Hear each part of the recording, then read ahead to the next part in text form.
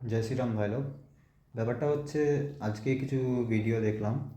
ফার্স্টে আজকে বাংলাদেশের ঘটা সেই নিরীহ যে মানুষটাকে কীভাবে মারা হলো সেটা সম্পর্কে আমি খুব নিন্দা প্রকাশ করছি। সেটা খুবই দুঃখজনক এবং একটা মানুষসুলভ কাজ করেনি এরা। এবার আসি একটা ভিডিও নিয়ে, ভিডিওটা আপনারা দেখে নিন, তারপরে আমি বলছি।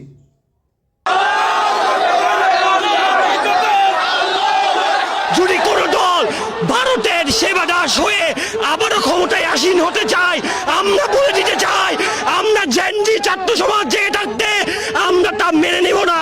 লক্ষ্যহাদি এখন লোকান্তরে, লক্ষ্যহাদি এখন জন্মাচ্ছে প্রতিটি পরিবারে, আমরা থামবো না।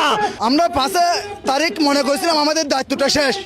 যাদেরকে নতুনভাবে দায়িত্ব দিয়েছি তারাই দায়িত্ব পালন করবে। আমরা আপনাদেরকে দায়িত্ব কি দিয়েছি? কেন আমাদেরকে বারবার রাজপথে আসতে হবে? রাজপথে এসে কি আমাদের উসমান হাজির মতো ছেলেদেরকে টার্গেট কিলিং করে মারতে হবে? তো এই হাদি মানুষটা কে? এই হাদিটা কে? হাদি বাংলাদেশের এক জননেতা, ঠিক আছে? তো ওনার কথাবার্তায় একদম টোটালি ভারত বিরোধী, টোটালি ওর রাজনীতিকর ভারত বিরোধী কথাবার্তা। তো একে খুব সাপোর্ট করছে মানুষ, আমি দেখতে পাচ্ছি। আর এই আবাল, না কথা বলতে পারে না, কোনো কথা আছে, ও ঠিকঠাক করে কথাটা আগে বলে নিক। আবা আবা আবা হচ্ছে, কথাটা ঠিক করে বল ভাই, কথাটা আগে বলা শেখ, তারপরে তুই এসে কথা বলতে আছে মিডিয়ার সামনে। আর আরেকজন, ওকে দেখেই মনে হচ্ছে একটু আগে জ্ঞানা খাচ্ছিল সাইডে, এখন এসে নিয়ে এখানে ডায়লগ দিতে এসছে, চোখ মুখ বড় হয়ে গেছে, আলফাল বকছে। ভাই তোদের সড়কে আসতে কে বলছে? আজকে সাধারণ জনতারও আমি রেকর্ডিং শুনছিলাম, ওদেরও কিছু ইন্টারভিউর কথা আমি শুনছিলাম।